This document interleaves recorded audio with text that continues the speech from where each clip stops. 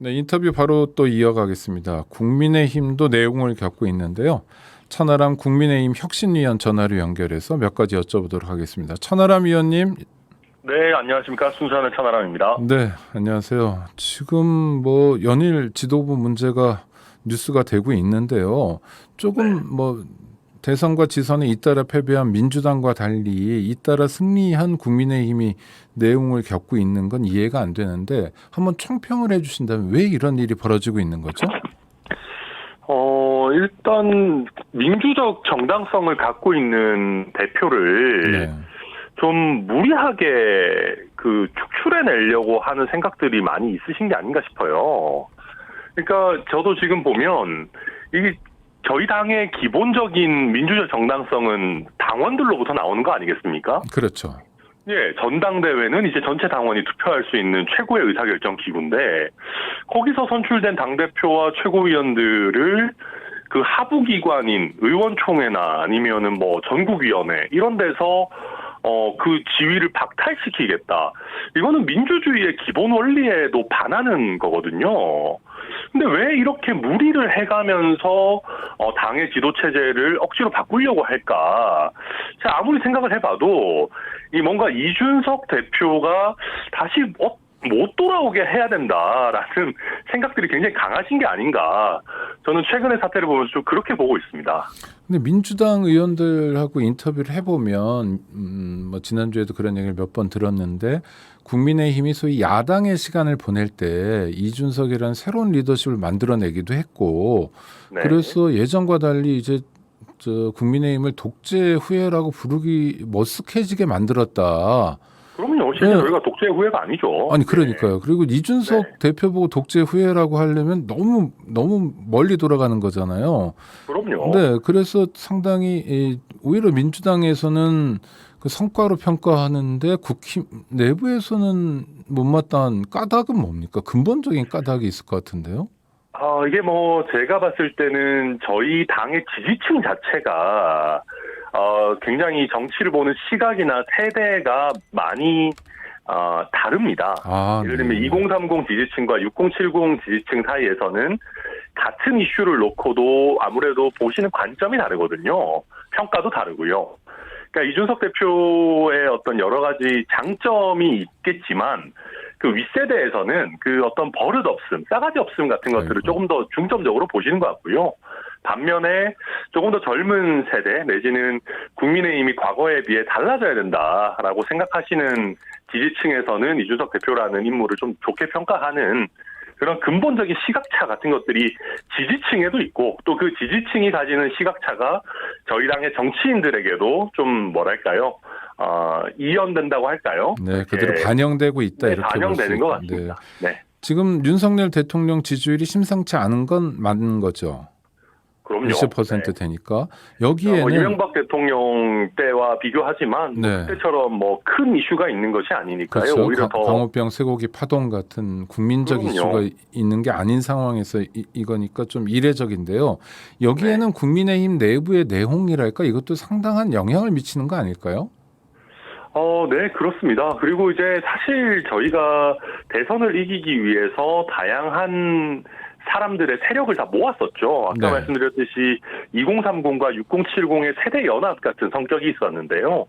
그 이준석 대표를 징계하고 또 직위에서 배제하는 과정에서 2030 세대가 사실 그 연합에서 많이 떨어져 나간 면이 있습니다. 그리고 아까도 말씀드렸지만 이준석 대표라는 인물이 가지는 영향력이 단지 2030에만 미치는 것은 아니고요. 그냥 국민의힘이 좀 과거에 비해서 달라져야 된다, 혁신해야 된다라고 생각하는 중도 보수 성향의 많은 그 유권자들에게도 의미가 있는 인물이거든요. 그러다 보니까 그런 쪽에서 선거 연합이 많이 무너졌고요. 또 한 가지는 대통령의 여러 가지 언행들이 국민들께서 보시기에 조금 불편한 지점들이 분명히 있지 않았나 생각됩니다. 그러면 지금 천 위원 말씀하신 것처럼 2030 세대의 이탈이 눈에 띄입니까? 그러니까 확인할 수 있는 사실입니까? 그럼요. 여러 여론조사 지표에서도 확인이 되고요. 여론조사 지표. 실제 네. 네, 저희 당 내에 게시판이라든지, 그리고 사실 저 같은 경우에는 저희 당의 청년 당원들이 저한테 개별적으로 문자도 많이 보내시거든요. 뭐 그런 것들을 보면 확실히 좀 2030 세대의 윤석열 정부 내지는 국민의힘에 대한 지지가 과거에 비해서 굉장히 많이 떨어져 있다라는 것을 느낍니다. 지금 흐름으로 보면 비상대책위원회로 가자라는 게 국민의힘 주류의 생각인 것 같은데요. 그런 방향으로 가는 건 확실합니까? 네, 일단 오늘 의원총회에서 절대 다수의 의원들이 비상대책위원회 체제로 가야 된다라고 결정을 하셨더라고요. 네. 그런데 이게 사실은 좀 우스운 일입니다. 왜냐하면 제가 서두에 말씀드렸지만 전당대회에서 부여한 민주적 정당성을 하위기관인 의원총회에서 뒤집을 방법은 없어요. 그리고 저희 당원 당규 같은 걸 보면 당대표의 사퇴 없이 비상대책위원회를 적법하게 꾸리는 게 거의 불가능하게 되어 있습니다. 네. 예를 들면 비상대책위원장도 당대표나 그 권한대행만 임명할 수 있도록 하고 있고요.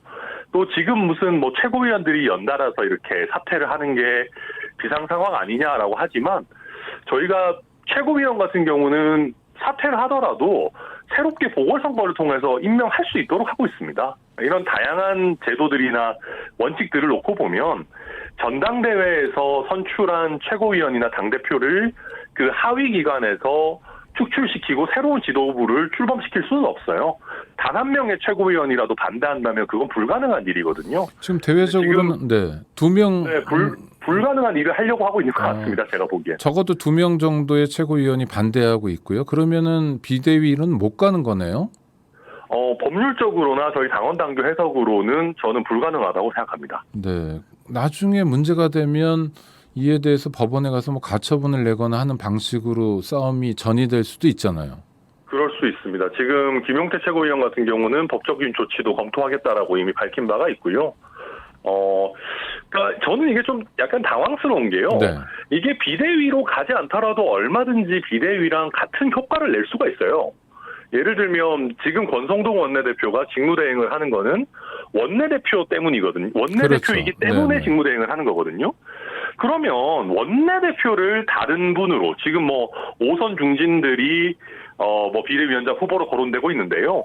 그분 중에 한 분이 그냥 원내대표를 하면서 직무대행을 해도 되는 겁니다.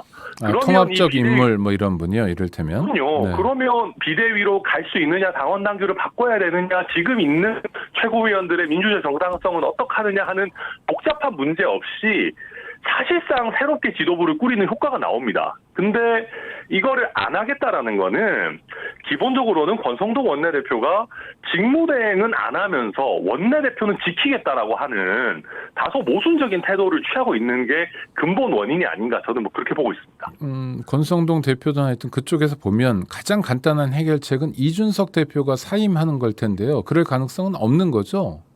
저는 없다고 보고요. 네. 그리고 제가 서두에서도 말씀드렸지만 우리가 선출직이라는 걸 너무 가볍게 여기는 면이 있는데요.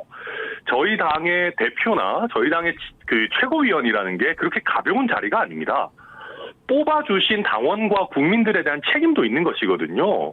그래서 저는 최근에 보면 무슨 선당 후사를 이렇게 명분으로 최고위원 자리를 너무 쉽게 던지시는 분들이 계시는데 저는 네. 오히려 그게 유권자와 당원에 대한 예의가 아니라고 생각합니다. 그 당원들도 국민들의 선택은 일종의 염원도 있고 바램 여러 가지가 다 들어있는 거잖아요. 정치적 의지도 담겨 있고요. 그래서 그럼요. 가볍지 또 않은 것 임기가 같고. 정해져 있는 네. 자리니까요. 그걸 함부로 간단하게 던질 문제가 아니죠. 그렇죠. 또 하나 마지막으로 여쭙고 싶은 건 이준석 대표가 혁신위를 구성하고 바로 이제 당대표 직무 정지 상태에 들어갔는데 지금 네. 천하람 의원이 활동하신 혁신위원회는 정상적으로 돌아가고 있습니까? 네, 저희 열심히 하고 있습니다. 아무래도 당이 좀 시끄럽다 보니까 네. 많이 주목을 못 받고 있는데요. 저희가 매주 회의하고 있고 8월 말 정도에 저희가 1차 혁신안을 발표할 예정입니다. 그러면서 저희가 좀 국민들이나 저희 당원분들께 좀 안 좋은 뉴스 말고요. 네. 조금 더 미래지향적이고 좋은 뉴스를 드리기 위해서 저희 혁신이도 열심히 하고 있습니다. 네. 그럼에도 불구하고가 아니라 오히려 더 열심히 하셔야 되겠습니다. 그렇죠? 네, 맞습니다. 네, 기대하겠습니다. 좋은 혁신 방안 내주시기 바라고요. 다음에 또 모시겠습니다. 감사합니다. 네, 감사합니다.